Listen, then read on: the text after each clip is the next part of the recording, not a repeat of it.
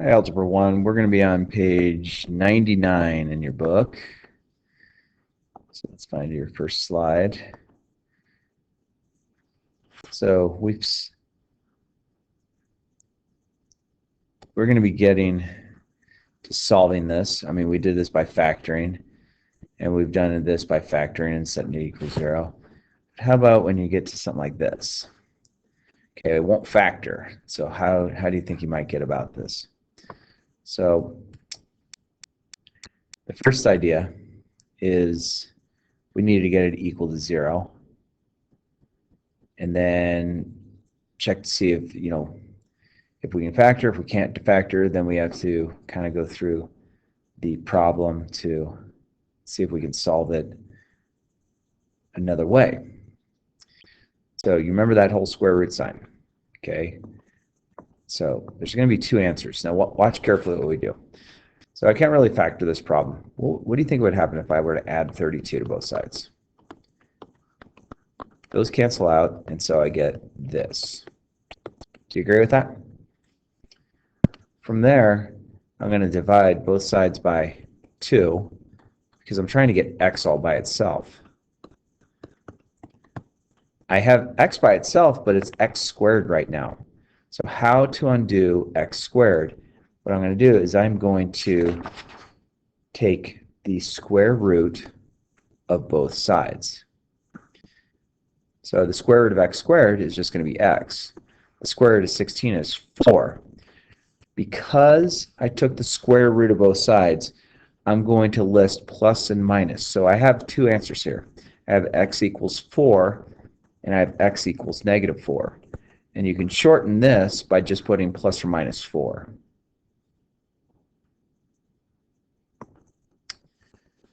I'll take a look here. I add 12 to both sides. Those cancel out. Okay, so again, I'm trying to get x all by itself. 3x squared, 3 and x squared are being multiplied together, so divide each side by 3 to get rid of it. 24 divided by 3 is 8. Now I'm going to take the square root of both sides. So I'm going to get x equals, don't forget that plus or minus, square root 8.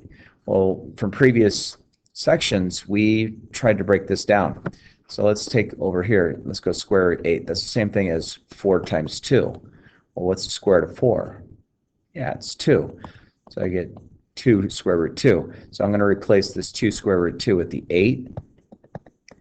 My answer is going to be plus or minus 2 square root 2. Notice there's two answers. So let's take a look at this one. Again, I want to get x by itself. So I'm going to add 20 to both sides. Those cancel. 20 plus 20 is 40. Divide each side by 2 because I want x to be by itself. So I get x squared equals 20. Let's take the square root of both sides. Don't forget to put that plus or minus. So you get x equals plus or minus square root 20. And again, let's take square root 20. And let's break it down to 4 times 5 because 4 is a perfect square. Take the square root of 4. That's 2, so I get 2 square root 5. So I'm going to replace 2 square root 5 with the square root 20. Don't forget the plus minus. Looks like that. This next one, let's subtract 27 from both sides. Those cancel out. So I get 3x squared equals negative 27. Let's divide both sides by 3. I cancel that out. So x is going to be equal to negative 9. Okay, I want you to think about this for a sec. If I take the square root of both sides, that's fine. I get x here.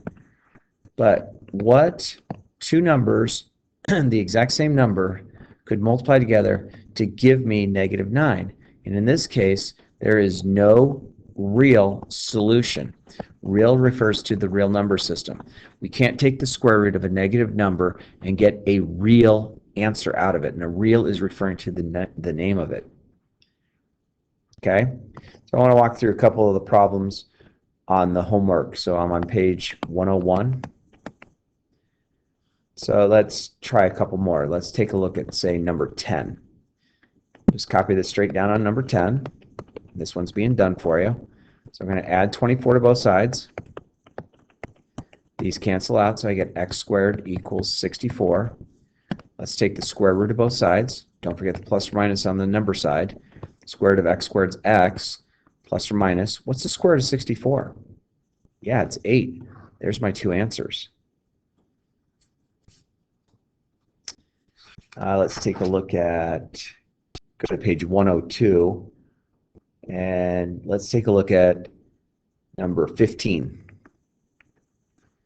So I get 3x plus 1, the whole thing is squared, equals 49.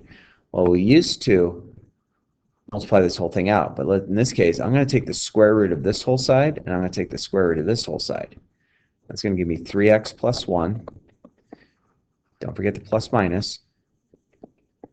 What's the square root of 49? Yeah, it's 7. All right, so now I have to be careful here. Remember, this plus minus means there's two answers, so I still want to get x by itself. So I'm going to subtract 1 from both sides. Those cancel out. So I'm going to get negative 1 plus or minus 7. Let's pause here for a minute. We're going to break this into two problems. So I'm going to get 3x is equal to and 3x is equal to. All right, ready? Follow along with what I'm doing. Negative 1 added to 7 is going to give me 6. Negative 1 minus 7 is negative 8. Let's divide both sides by 3. Let's divide both sides by 3. The 3's cancel out on both those cases. I can't really reduce negative 8 over 3, so I'm just going to leave my answer as negative 8/3. Okay. Let's try one more from our homework. So 13 and 14 are going to be like number 15, so see if you can follow through on that. And let's take a look at number 18. So I have 3x squared minus 1 equals 14.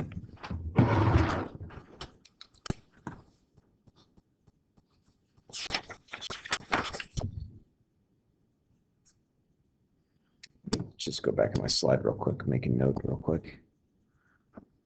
Okay. Okay. So let's try number 18. I'm going to add 1 to both sides. Those cancel. Divide each side by 3. Those cancel. 15 over 3 is 5. Take the square root of both sides. Don't forget the plus minus. There's my answer. Okay, so your homework, we've already done 3 of them. So we're going to do page 101 and 102, 1 through 19 all.